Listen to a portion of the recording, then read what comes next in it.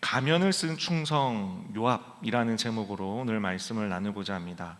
어메이징 어거스트 한여름의 말씀 축제가 이제 시작되었는데 그 은혜 가운데 계십니까? 아마도 제가 가장 먼저 그 은혜를 많이 받고 있는 것 같습니다. 제가 월화수 새벽 설교, 오늘까지 새벽에 설교하고 수요 오전 설교까지 이렇게 하게 되니까 제가 그냥 말씀에 푹 빠져가지고 정신을 못 차리고 있습니다. 네, 너무 행복한 거죠. 네, 우리 권사님들도 또 우리 장로님, 집사님들도 댁에서도 말씀에 많은 은혜 받으시기 바랍니다. 제가 지난번 수요 이 설교 자리에 섰을 때에 엘리사의 사환 게하시의 이야기를 하면서 그 나아만 장군 이후에 있었던 일을 말씀드리면서 타산지석에 대해서 이 게하시를 통해서 우리를 돌아보는 말씀을 전해드렸습니다. 오늘 본문의 주인공인 다윗과 요압의 모습이 비교 대조되면서 나오는데, 오늘 이 요압의 모습을 통해서 그리고 다윗의 신실한 모습을 통해서 타산지석의 모습을 또 그리고 본받을 점들을 오늘 말씀을 통해서 많이 찾으시고 또 적용하시기 바랍니다. 오늘 사무엘하 3장의 말씀은 다윗이 왕으로 서게 되는 그 과정에 있어서 아주 중요한 시기를 언급하고 있는 내용입니다. 조선시대로 따지면 태조 이성계가 이 사건과 비슷한 장면이 있는데, 태조 이성계가 왕으로 서는 데 있어서 중요한 사건이 있죠. 무엇인지 기억나십니까? 위화도 회군. 압록강에서 그 위화도에서 다시 돌아옴으로 이제 고려의 왕조를 무너뜨리게 되는 아주 중요한 사건이 있었는데, 그 지점과 같이 오늘 저희가 읽었던 이 본문이 바로 다윗 왕에 있어서 통일 왕국을 세우는데 아주 중요한 그 지점이 바로 오늘 본문 말씀이다라는 것입니다. 다윗이 유다의 왕이 되어서도 사울 왕이 죽은 이후에 거진 10년 가까이, 대략적으로 한 7년여 정도를 유다의 헤브론 지역에 머물면서 통일왕국을 만들지 못하고 그 남쪽의 헤브론에 머물던 시기가 대략 이 시기들입니다. 그래서 당시 정황상 여러 해석이 가능하지만 다윗이 갖고 있었던 그의 성정과 또 하나님 나라를 이루는 것에 대한 그의 목표를 보게 될 때에, 다윗이 왜 통일왕국을 빨리 이루지 않았는가를 생각해 볼 때에 그가 동족의 피를 흘리면서까지 이 왕국을 만드는 것에 대해서 꺼려하거나 또는 조심스러워하는 것이 아니었는가라고 판단해 볼 수 있습니다. 그래서 유다의 왕이 된 이후에도 헤브론에 거주하면서 꽤 오랜 시간을 흘려보냈던 것입니다. 그래서 오늘 본문의 배경이 되는 그 시기의 세력들을 살펴보게 되면 이 남쪽의 유다 지역, 예루살렘과 헤브론 지역의 그 유다 지역에는 다윗을 왕으로 세운 사람들이 모여 있었고, 그리고 북쪽의 더 넓은 지역에는 사울 왕의 아들인 이스보셋을 중심으로 하여서 여러 지파들이 이렇게 세력을 형성하고 있었습니다. 처음에는 다윗 세력이 숫자적으로도 지파적으로도 적었기 때문에 그 세력이 미약했지만, 시간이 지나갈수록 시간이 흘러가면서 그 7년의 시간이 흘러가면서 다윗의 세력이 훨씬 더 흥황케 되어진 것을 말씀을 통해서 저희가 보게 됩니다. 다윗의 놀랍고 위대한 점을 여기서 저희가 발견하게 되는데, 무력을 사용해서 억지로 이 일을 성취해 가지 않았다라는 것입니다. 사울에게서 피해서 광야로 떠돌 때도 그러했지만, 헤브론에 자리 잡고 왕으로 옹립된 이후에도 그 뜻을 관철시키기 위해서 무력을 사용해서 억지로 통일왕국을 이루지 않았다라는 것입니다. 하나님의 그 계획하심과 그 뜻을 구체화해 가는 데 있어서 하나님보다 앞서거나 뒤서거나 하지 않았다는 점이 이 다윗에게 아주 위대한 점이라는, 그 위대한 신앙인이라는 것을 저희가 발견하게 된다는 것입니다. 하나님의 일을 해 가는 데 있어서 우리가 중요하게 생각해 보고 또 유념해야 될 부분을 이 다윗의 태도에서 배울 수 있다라는 것입니다. 그렇기 때문에 이 언약을 성취해 가시는 하나님의 구속 역사에 있어서 요압에 대한 다윗의 태도와 그 반응은 우리에게 던져주는 시사점이 상당합니다. 신하들과 장군들이 볼 때에는 이 다윗 왕이 우유부단해 보이는 것처럼 보이지만, 결탄코 다윗 왕이 우유부단한 태도를 갖고 있는 것이 아니다라는 것입니다. 그는 하나님의 역사를 이해하고 그 뜻에 순종해가는 그 다윗의 그 모습이 우리가 믿음의 길을 가는 데 있어서 반드시 따라가야 할 그 목표를 제시해주고 있다는 것입니다. 오늘 본문의 사건을 우리가 더 잘 이해하기 위해서는 이 말씀의 전후를 같이 살펴보아야 합니다. 사무엘 3장에서는 아주 치열한 기간의 사건들을 함축적으로 기록해주고 있습니다. 1절 말씀입니다. 사울의 집과 다윗의 집 사이에 전쟁이 오래매 다윗은 점점 강하여 가고 사울의 집은 점점 약하여 간다라고 말씀에서 기록하고 있습니다. 쇠락해가는 사울 왕가의 모습과 강력해지고 있는 다윗 왕가의 모습을 대조적으로 1절에서 기록하고 있는 것입니다. 그러면서 바로 다윗이 헤브론에 거주하면서 낳은 자녀들의 이름을 쭉 이렇게 기록하고 있습니다. 이것이 무엇을 의미하고 있는 것이냐면 다윗 왕가가 비록 작은 세력을 이루고 있지만 그 왕가가 안정을 이루고 다윗 왕의 후손들이 흥왕하고 있다라는 것을 보여주고 있다는 것이죠. 저희가 잘 알고 있는 것처럼 조선시대 때나 많은 왕조들이 세워지면 그 왕의 자녀들이 많아야 그 이후에 그 왕조가 끊어지는 것을 방지할 수 있기 때문에 왕에게 있어서는 자녀를 생산하는 것이 굉장히 중요한 국가적인 과업입니다. 그래서 그것을 기록했다는 것은 다윗 왕조가 얼마나 탄탄하게 자리를 잡아가고 있는가를 보여주고 있다는 것이죠. 반면에 사울 왕가에 대해서 6절부터 기록하고 있는 것을 보게 되면 긍정적이지가 않습니다.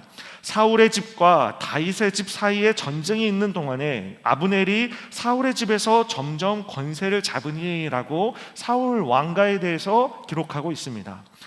사울과 요나단이 전쟁터에서 사망한 이후에 이스보셋을 옹립하여서 왕으로 세웠는데, 그렇다면 이 이스보셋을 중심으로 하여서 사울 왕가가 단단해져 가야 하는데 그렇지 않고 성경에서 기록하기를 아브넬을 중심으로 그 세력이 공고해지고 있다는 것을 기록하고 있다는 것이죠. 그러니까 가장 큰 영향력을 내고 있는 사람이 이스보셋 왕이 아니라 아브넬 장군이었다는 것은 분명히 무엇인가 잘못된 방향으로 가고 있다는 것을 성경에서 암시해주고 있다는 것입니다. 그리고 나서 바로 기록되고 있는 내용이 아브넬의 통간 사건입니다. 이제 간통의 이야기가 나오는 것이죠. 사울 왕의 첩인 리스바와 아브넬이 부정을 이룬 것을 이스보셋 왕이 알게 되어서 그것에 대해서 아브넬에게 질타하는 내용이 그 다음의 내용에 나오게 됩니다. 그 이야기를 아브넬이 들었을 때 아주 심히 분노하면서 자기가 스스로 부끄러워하는 것이 아니라 이스보셋을 향하여서 아주 험한 말들을 내뱉고 저주하는 말들을 내뱉게 됩니다. 그러면서 면전에 대고 하나님께서 다윗 왕을 이스라엘의 왕으로 세우셨으니 그에게 돌아갈지어다라고 이야기하는 말도 안 되는 말들을 내뱉게 되는 것이죠.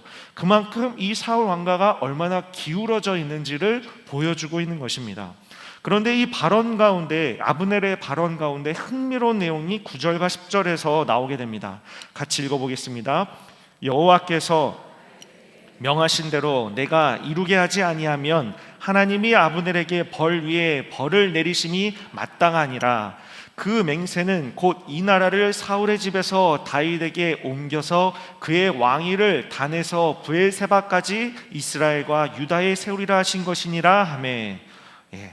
이 내용을 보게 되면 아브넬의 고백인데 다윗 언약에 대한 내용을 아주 집약적으로 기록되어져 있는 것을 보게 됩니다. 다윗 언약에 대한, 하나님과 다윗이 은밀하게 맺었던 그 내용을 아브넬이 알고서 이야기하고 있다는 것입니다. 하나님께서 다윗과 언약을 맺으시기를 사울에게서 그 왕권을 옮겨 다윗을 왕으로 세우시겠다는 내용을 아주 구체적으로 고백하고 있는 것이죠. 그래서 이 언약의 내용은 하나님의 계시와 뜻을 담고 있기 때문에 그 내용상에는 아무런 문제가 없지만 아브넬의 말 속에는 언중유골이라고 또 그렇게 표현할 수 있을 것 같은데 아주 뼈 있는 말들이 담겨져 있고, 그리고 그의 태도를 볼 수가 있게 됩니다. 아브넬은 그 말 속에 아주 교만한 의도를 갖고서 왕에게 선포하는 것이죠. 9절에 보게 되면 하나님께서 맹세하신 내용을 내가 이루어지게 하겠다라고 그렇게 말을 합니다. 아브넬은 자신이 가진 권력과 그 힘에 취해서 마치 하나님의 뜻을 이루는 것은 내가 하지 않으면 안 되는 것처럼 그렇게 고백하고 있다는 것입니다. 아주 큰 착각을 하고 있는 것이죠. 하나님의 뜻은 철저히 하나님의 의지와 그 계획하심을 따라 이루어지는 것이지 내가 이루어드리고 이루어드리지 않고야 하는 문제가 아니다라는 것을 저희는 기억해야 합니다. 이 일로 인하여서 아브넬은 이스보셋 왕과 완전히 관계가 깨어지게 되고, 그 관계가 깨어지게 되자 그가 어떻게 하냐면 다윗 왕에게 전령을 보내게 됩니다. 12절 말씀을 같이 읽겠습니다. 아브넬이 자기를 대신하여 전령들을 다윗에게 보내어 이르되 이 땅이 누구의 것입니까? 내 손이 당신을 도와 온 이스라엘이 당신에게 돌아가게 하리이다 하니, 아브넬이 전해온 소식은 다윗에게 있어서 너무나도 놀라운 소식입니다. 가장 큰 적수이자 맞수인 이 이스라엘의 가장 큰 권력을 잡고 있는 아브넬이 자신을 지지하러 전령을 보냈다는 것입니다. 그리고 그의 고백 속에 온 이스라엘이 다윗 왕을 지지하도록 내가 그렇게 만들겠다라고 말하고 있으니, 드디어 다윗 왕에 있어서는 기다리던 그 7년여의 10여 년의 세월을 기다리던 그때가 드디어 왔구나라고 판단하는 시점이 도래했다는 것입니다. 다윗은 이 언약을 체결하는 조건으로서 사울 왕의 딸인 미갈을 나에게 보내야 내가 이 언약을 맺겠다라고 아브넬에게 조건을 제시합니다. 이것은 아주 전략적인 판단이 들어간 조건이라는 생각이 듭니다. 사울 왕이 사위로서 그 권위를, 그 지위를 다시 회복하고자 미갈을 보내다라는 것이었고, 그리고 자신이 사울 왕의 사위로서 그 정통성을 내가 이어받고 있다는 것을 만천하에 드러내고자 미갈을 보내라라고 그렇게 요구 조건을 낸 것입니다. 그것을 통해서 이스라엘과 또 베냐민 지파가 자신을 지지할 수 있도록 그 미갈을 얻고자 했던 것을 저희가 보게 됩니다. 이스보셋 왕은 이 요청을 받았을 때에 누이 미갈을 보내달라는 다윗 왕의 요청을 받고 희한하게도 그렇게 보내주도록 조치를 취합니다. 아마도 아브넬과 관계도 틀어졌기 때문에 자신의 왕위가 위협을 느끼고 있고, 여기서 자기가 어떻게 될지 알 수 없기 때문에 자기의 누이의 남편인 다윗과 관계를 회복하고자 그렇게 하려고 판단한 것이 아닌가 생각됩니다. 그 미갈의 남편으로부터 미갈을 뺏어와서 다윗에게 보내는 무리수를 두고서라도 그 자신의 왕위를 지키기 위해서 그렇게 판단한 것이죠. 이스보셋이 다윗과 아브넬의 그 언약을 알았는지 몰랐는지는 잘 모르겠지만, 미갈을 해븐으로 보내고자 그가 행동을 취하자 아브넬은 다윗과 언약을 확전짓기 위해서 이스라엘 장로들을 찾아다니면서 이제 설득하기 시작하고, 그리고 베냐민 지파 사람들을 찾아가서 우리가 다윗 왕을 섬기자라고 설득하는 그 모습이 말씀 가운데 나옵니다. 그래서 이스라엘과 베냐민의 온 집이 다윗을 선하게 여기도록 여론을 형성한 이후에 드디어 다윗이 기다리던 그 언약의 조건들을 다 충족하고서 다윗 왕을 찾아가는 장면이 바로 저희가 읽은 앞의 내용입니다. 그래서 약속한 선물 한 보따리를 갖고서 다윗에게 도착한 아브넬은 언약 체결을 기뻐하는 잔치에 기꺼이 참여하여서 다윗의 큰 환대를 받고서 돌아가는 장면이 나옵니다. 여기까지가 오늘 본문의 역사적인 배경입니다. 너무 잘 이해되시죠? 한 편의 드라마와 같이 열심히 말씀드려봤습니다. 근데 이렇게 내용을 잘 알고 나면 이 본문이 말하고자 하는 바를 더 잘 저희가 볼 수 있게 됩니다. 그래서 사실 다윗의 입장에서는 이 아브넬이 찾아온 것은 우리나라 표현을 따지면 엄청난 귀인이 북쪽에서부터 자기를 향해서 오게 된 것이죠. 어떤 무당이 북쪽에서 귀인일 겁니다라고 얘기했다면 아주 용한 무당인 취급을 받았을 것 같습니다. 그러니까 북쪽에서 아브넬이 아주 귀인과 같이 자기에게 기다리던, 자기도 어찌할 바 할 수 없었던 상황을 풀어주는 역할을 하러 이 아브넬이 내려왔다는 것입니다. 피 흘림 위에 다윗 왕조를 세우게 되면 지파 간의 피의 복수만이 남을 것을 이 다윗 왕은 알고 있었기 때문에 강력한 힘을, 드디어 그 세력을 갖게 되었음에도 불구하고 이스라엘을, 이스보셋 왕을 어찌하지 못하고 있었다라는 것입니다. 이렇게 시간이 세월아 내월아 지나가고 있는 이때에 이스라엘의 실권자가 드디어 자기를 지지하겠다라고 왔으니 다윗 왕이 얼마나 기쁘지 않았겠습니까? 없던 것이라도 만들어서 그를 환대했어야 하는 상황인 것입니다. 더 이상 전쟁 없이 통일왕국이 눈앞에 펼쳐지는 것을 다윗은 보게 되는 것입니다. 그러나 이 요압 장군은 자신의 입장에서는 이 아브넬이 아주 못마땅합니다. 왜냐하면 자기 동생 아사엘이 전쟁터에서 아브넬의 칼에 의해서 죽어졌기 때문에 복수의 칼을 그 뒤에서 갈고 있었던 것입니다. 그래서 자기가 전쟁을 하기 위해서 나간 사이에, 자기가 그 자리를 비운 사이에 다윗 왕이 아브넬과 언약을 맺고 아브넬을 편안히 보냈다라는 이야기를 듣자마자 다윗 왕에게 불이 나게 달려온 것이죠. 그리고 나서 왕에게 달려가서 아브넬을 믿어서는 안 됩니다라고 본인이 할 수 있는 온갖 말을 동원해서 다윗 왕을 설득하기 시작하는 겁니다. 그런데 다윗 왕이 아무런 반응이 없자, 왜 다윗 왕이시여 그가 당신을 속이기 위해서 온 것을 알지 못합니까? 라고 이야기하면서 그 자리에서 물러나오게 됩니다. 그런 이후에 그가 다윗 왕 모르게 전령을 보내서 이제 아브넬을 다시 불러들이게 되는 것이죠. 이 요압의 말씀 가운데 가만히 들여다보면 이것이 충성스러운 말인지 아니면 질책하는 말인지가 판단하기 아직은 아리까리하게 느껴집니다. 요압에게 있어서 아브넬이 못마땅했던 이유가 또 한 가지가 있는데, 그것은 무엇이냐면 자신의 가장 위협적인 존재가 이스라엘의 군대 장관 아브넬이었다는 것입니다. 왜 그러냐면 요압은 다윗과 함께 아둘람굴에서부터 아주 고생하면서 이 다윗 왕조를 이루기까지 충성스럽게 그 일을 해왔던 장군이었습니다. 다윗의 선봉장 역할도 했었고 전쟁에서 앞장서면서 다윗 왕을 위해서 이 아브넬이 아니죠, 이 요압과 세 삼형제가 아주 열심히 다윗 왕을 위해서 그렇게 전쟁에 참여했다라는 것입니다. 그래서 이제는 헤브론에 왕조가 세워지고 이제 자기도 군대 장관이라는 직책도 생기게 되고 지위가 생겼는데, 이 아브넬은 자기와는 또 다른 차원의 신분을 갖고 있는 자인데 그가 통일 왕국을 세우는데 혁혁한 공을 가지고 오게 되니 자기의 자리가 위협받게 됐다라는 것이죠.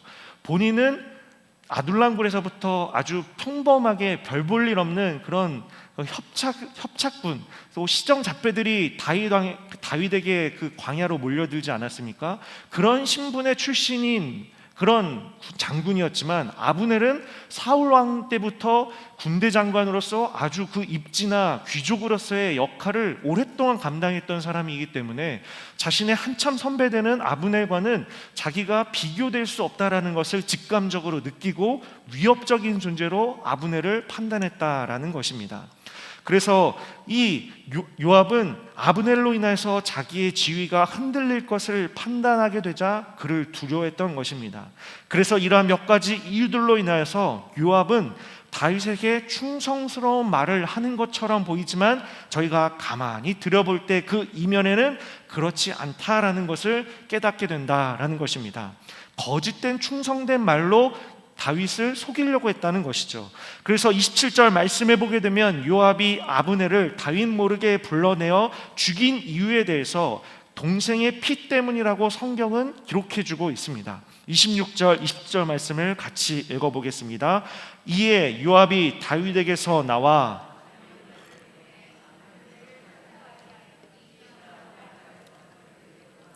다윗은 알지 못하였더라. 아브넬이 헤브론으로 돌아오매 요압이 더불어 조용히 말하는 듯이 그를 데리고 성문 안으로 들어가 거기서 배를 찔러 죽이니 이는 자기의 동생 아사엘의 피로 말미암음이었더라.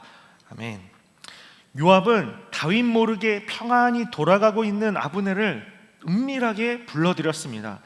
여러 가지 수식어구로 그를 불러들였겠죠. 아무런 의심 없이 전령을 따라서 다시 헤브론으로 오고 있는 아브넬은 자신을 성문 밖에서 맞이하고 있는 요압을 그 며칠 동안 보지 못했었기 때문에 또 그와 화해하고자 자기가 요압의 동생을 죽였던 것을 아브넬도 마음에 찝찝함이 있었기 때문에 기꺼이 화해하고자 반가이 요압을 맞이하면서 같이 이 헤브론 성으로 들어가게 되었을 것입니다. 근데 그때의 성 안으로 들어가자 도망갈 수 없는 그런 퇴로를 막은 이후에 요압은 아브넬을 칼로 그 배를 찔러 죽이게 되었다라는 것입니다. 아주 잘못된 살인을 저지른 것이죠.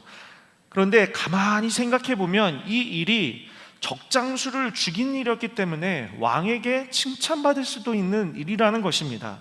그런데 이것을 다윗 왕이 칭찬하기는커녕 요압을 저주하면서 요압이 기대했던 반응과는 완전히 다른 반응으로 자기에게 아주 무섭도록 다윗이 저주하면서 그 아브넬의 죽음을 애곡하면서 슬퍼하는 반응들이 그 뒤에 나오게 됩니다.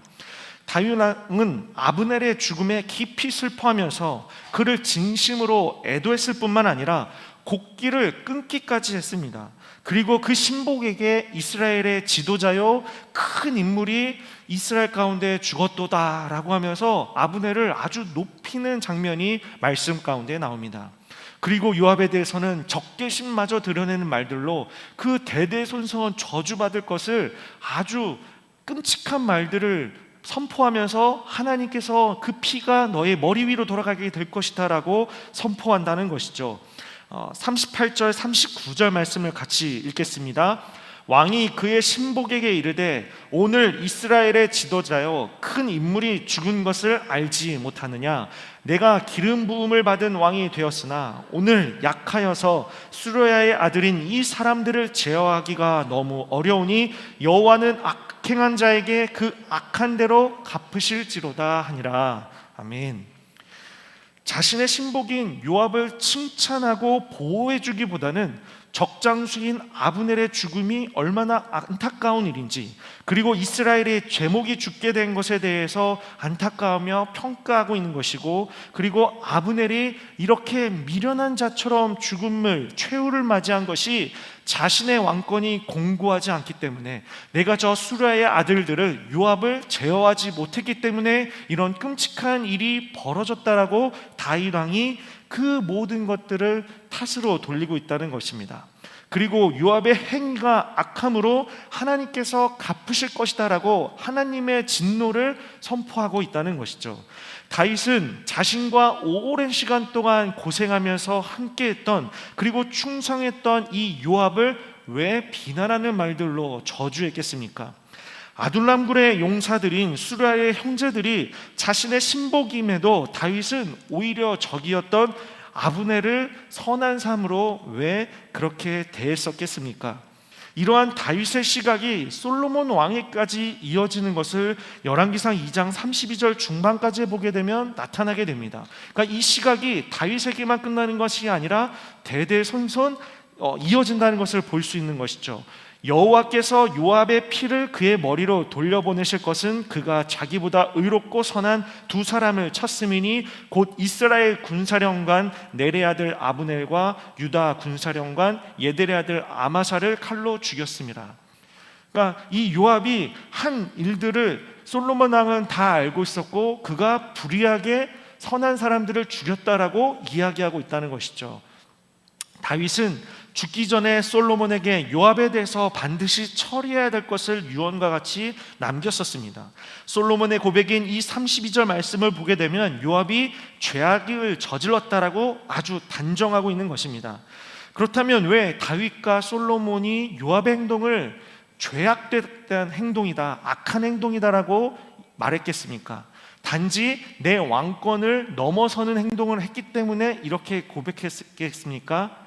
그렇지 않습니다. 그 이유는 그가 하나님의 말씀을 어겼기 때문이다라는 것을 저희가 말씀을 가만히 들여다보게 되면 알게 됩니다.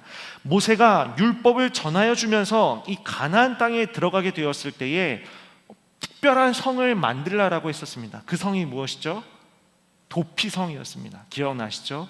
도피성을 이스라엘 전역에 몇 군데 만들어 놓고 살인을 한 자조차도 그 성으로 도망가게 되면 함부로 피해 보복을 하지 말라라고 만든 성, 도망갈 수 있는 성을, 그 죄인들을 보호해 줄 수 있는 성을 만들었다라는 것이죠.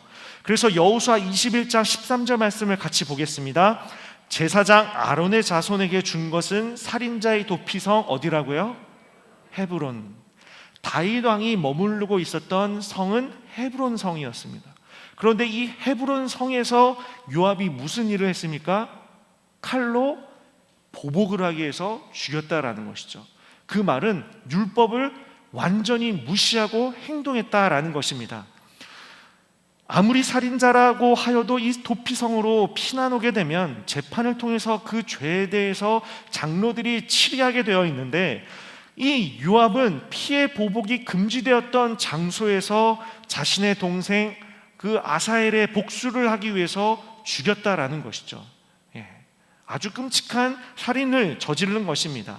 그래서 자신의 목적을 이루기 위해서 다윗을 속이면서까지 아브넬을 칼로 찢겨 죽임으로 그는 그 복수를 해낸 것으로 이야기했지만, 그 이면에는 자기의 자리를 위태롭게 하는 아브넬을 제거한 것이다 라는 것입니다. 사실 아브넬은 전쟁터에서 불가피하게 아사엘을 죽였다라는 기록이 나오게 됩니다.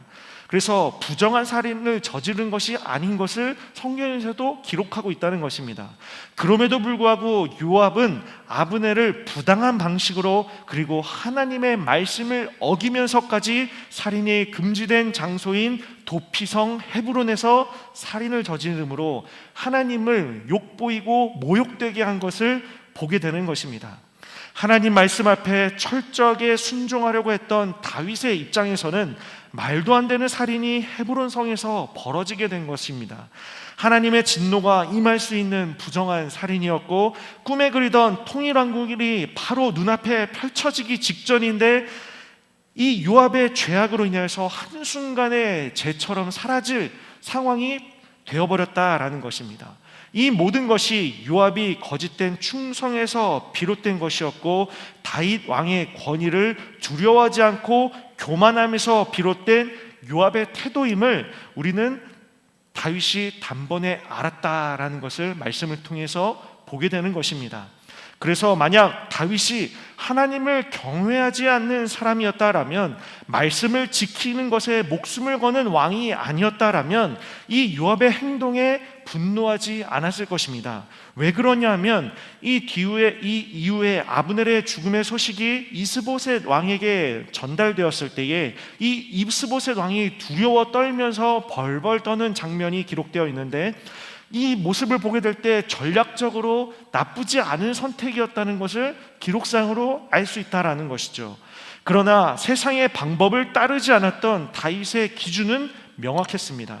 하나님 보시기에 합당해야 하며 하나님 마음에 합해야 하고, 하나님 보시기에 그 죄악된 행동을 용납할 수 없었던 다윗에게 있어서는 이 요압의 행동은, 이 죄악된 행동은 조금도 받아들여질 수 없는 행동이다라는 것입니다. 누구보다도 다윗의 그 고난의 세월을 함께하면서 그 역경에 함께해왔던 장수들이라면 그 광야의 도피 시절 그 굴에서 사울 왕의 도포자락을 배웠던 다윗의 그 심정을, 그 성정을 이해하고 그 왕의 걸음을 따라가야 했음에도 불구하고 그러지 않은 요압의 태도에서 그가 얼마나 거짓된 충성으로 다윗을 속이고 있었는지를 다윗이 단번에 알고 있었다라는 것입니다. 이 말씀이 바로 우리가 읽은 본문에서 다 드러나 있는 것입니다. 그래서 다윗 왕은 자신의 뜻을 따르지 않고 자신의 정욕을 채우기 위해서 살인을 한 요압을 결탄코 용납할 수 없었고, 그 머리 위에 하나님의 진노와 아브넬의 핏값이 돌아가게 될 것이다 라고 선포할 수 있었던 것입니다. 말씀을 맺겠습니다. 오늘 말씀은 다윗 왕이 통일 왕국을 세우는 데 있어서 아주 중요한 길목에 있는 장면을 기록해내온 말씀이라고 제가 서두에서 말씀드렸습니다. 사울 왕가와 다윗 왕가의 어떻게 보면 기울어지고 또 흥황케 되어지는 장면을 기록하고 있는 본문 말씀이 이 3장 말씀입니다. 이 말씀은 하나님이 이끄시는 구속의 역사의 아주 한 중앙을 기록해 두고 있는 것이죠. 본문에서 등장하는 인물들이 자신이 결정하는 행동들이 어떠한 결과를 초래하고 있는지를 그들이 다 판단하면서 행동했겠습니까? 그렇지 않았을 것입니다. 자신들은 그저 자신의 소견대로 자기가 옳게 여기는 대로 행동했을 것입니다. 그러나 자신도 모르는 사이에 하나님이 이끄시는 그 구속사의 한 지점에 놓이게 되었던 것이고, 그 행동들이 하나님의 그 손 안에 쓰임받게 되어서 하나님의 뜻이 성취되는 것을 저희는 말씀을 통해서 보게 되는 것입니다. 우리는 이 놀라운 구속의 과정을 주목해야 합니다. 무수히 많은 인물들 가운데 그렇다면 왜 다윗이 주목되어지고 왜 다윗만이 하나님 마음에 합한 행동으로 기록되었겠습니까? 그가 탁월한 능력의 소유자였고 이스라엘의 왕이었기 때문에 그러했겠습니까? 아니면 그가 리더십이 탁월한 자였기 때문에 그렇겠습니까? 만약 그랬다라면 다윗이 요압에게 흔들리지 않았을 것이고 이스보셋 그 왕가를 흡수하기 위해서 아브넬의 요구에 흔들리지 않았을 것입니다. 다윗은 자신의 위치와 자신의 역할을 이해하고 있었습니다. 자신이 하나님의 예배자인 것과 하나님을 온전히 섬기는 데서 자신의 권위와 왕권이 유지된다는 것을 항상 기억하고 하나님을 경외했던 왕이었던 것입니다. 그렇기 때문에 그의 기준은 언제나 하나님이었고, 하나님의 말씀을 지키는 것 외에는, 하나님의 마음에 합하는 일 외에는 어느 것에도 관심을 두지 않으려고 노력했던 자가 다윗이었다는 것입니다. 그래서 다윗에게 중요한 사건이 일어났을 때에 그 절체절명의 순간에도 다윗의 중심은 흔들리지 않을 수 있었던 것이고, 그럴 수 있었던 힘은 오로지 하나님만을 주목하며 하나님만을 생각했기 때문이다라는 것입니다. 아브넬이 사망했던 순간에 잘못된 판단을 내려서 그의 죽음을 기뻐하거나 즐거워하지 아니하고 오히려 요압의 폭거와 그 교만한 행동, 그리고 하나님의 말씀을 짓밟는 그 요압의 태도를 분별해내어서 아브넬을 위해 눈물을 흘리며 애곡하는 모습이 바로 다윗 왕이었다는 것입니다. 다윗의 이 진실한 태도가 아니었다면 이스라엘에 있는 그 다른 지파 장로들과 베냐민 지파는 다윗으로부터 완전히 등을 돌리게 되었을 것입니다. 우리가 이 땅에서 마주하게 되는 삶은 언제나 풍전등화와 같은 바람 앞에 등불 같은 삶을 저희는 살아가고 있습니다. 항상 우리를 향해서 바람은 불어오고 있고 내 안에 소중히 간직하고 있는 불을 꺼트리기 위해서 비바람은 날마다 거칠게 우리를 향해서 다 몰려오고 있는 것입니다. 우리를 혼미케 할 만한 세찬 바람이 몰려오더라도 우리는 그 중심을 항상 어디에다 둬야 하겠습니까? 하나님을 향해서 그 중심을 둬야 한다는 것입니다. 내가 중심이 되면 우리는 그 비바람을 견뎌낼 재간이 없는 것입니다. 인생의 고통을 견뎌낼 힘이 없다라는 것입니다. 그러나 다윗과 같이 악한 일에는 반응하지 않으면서 선한 일에만 하나님을 향하여서 반응한다라면 하나님의 역사 속에서 쓰임받는 인생이 될 줄로 믿습니다. 아멘. 요압처럼 자신의 정욕을 만족해 하기 위해서 수단과 방법을 가리지 않아서라도 하나님의 말씀을 짓밟고서라도 그것들을 성취해내고자 한다라면 결탄코 그의 걸음은 주의 백성의 걸음이 아닌 것이 되는 것입니다. 그 길은 우리가 따라가서는 안 되는 길인 것입니다. 그러므로 오늘 강남중앙침례교회 모든 성도님들은 이 말씀을 깊이 마음 가운데 새기면서 다윗 왕의 길로 걸어가도록 오늘도 다시 한번 하나님 앞에 굳게 다짐하며 나아가시는 하나님의 순종하는 그런 복된 성도님들 되시기를 간절히 축원합니다. 아멘.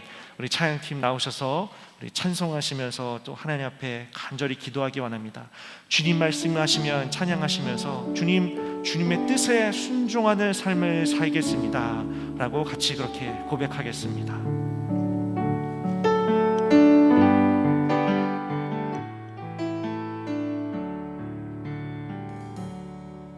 주님 말씀하시면 내가 나아가리라. 주님 뜻이 아니면 내가 멈춰서리라. 나의 가고 서는 것 주님 뜻에 있으니 오 주님 나를 이끄소서. 주님 말씀하시면 내가 나아가리라. 주님 뜻이 아니면 내가 멈춰서리라. 나의 가고 서는 것 주님 뜻에 있으니 오 주님 나를 이끄소서. 뜻하신 그곳에 나 있기 원합니다. 이끄시는 대로 순종하여 살리니 연약한 내 영혼 통하여 일하소서. 주님 나라와 그 뜻을 위하여 뜻하신 그곳에 나 있기 원합니다. 이끄시는 대로 순종하며 살리니 연약한 내 영혼 통하여 일하소서. 주님 나라와 그 뜻을 위하여 오 주님 나를 이끄소서. 이 시간 우리 두 손 들고 주님 앞에 간절한 마음으로 기도할 것은 주님, 우리가 온전히 주님 뜻에만 순종하게 하여 주시옵소서. 주님, 내 뜻대로 살아가는 것이 아니라 오직 하나님 말씀에 귀를 기울임으로 하나님 말씀에만 순종하게 하여 주시옵소서. 내가 어제 잘못했을지라도, 내가 지금 잘못했을지라도 다시 한번 주님 앞에 나가 그 마음을 돌이켜 주의 말씀대로만 순종하게 하여 주시옵소서라고 주여 한번 외치고 기도하시겠습니다. 주여,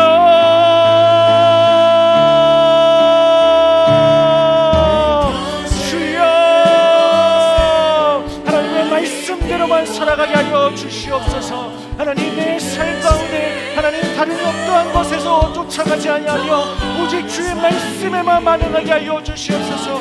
내가 날마다 주님만을 생각하게 하여 주시고 주님의 뜻대로만 살아가는 믿음의 백성 되게 하여 주시옵소서. 하나님, 어제의 나의 잘못에 파묻혀 있지 않게 하여 주시고 오늘의 나의 잘못에 파묻혀 있지 않게 하시고 회개함으로 주님 앞에 나아가 다시 나의 삶을 돌이키게 하여 주시고 나를 받아주시고 붙들어 주시는 하나님의 손에 붙잡고 나아가는 순종하는 믿음의 백성들 되게 하여 주시옵소서. 주님, 우리를 사랑하여 주시고 우리를 붙들어 주시는 줄 믿습니다. 주여 역사하여 주시옵소서. 하나님의 은혜로 우리가 주 앞에 온전히 나가게 하여 주시옵소서. 주님 감사합니다.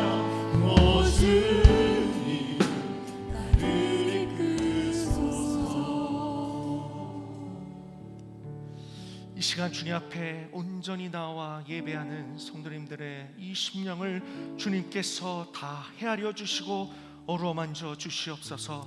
오늘 이 말씀을 우리의 심령에 깊이 새기게 하여 주시고 유업의 길에 서지 않게 하시며 다윗의 길에 서서 주의 말씀에만 반응하며 순종함으로 날마다 주님의 뜻을 간구하고 구하며 생각하는 믿음의 백성들 되게 하여 주시옵소서.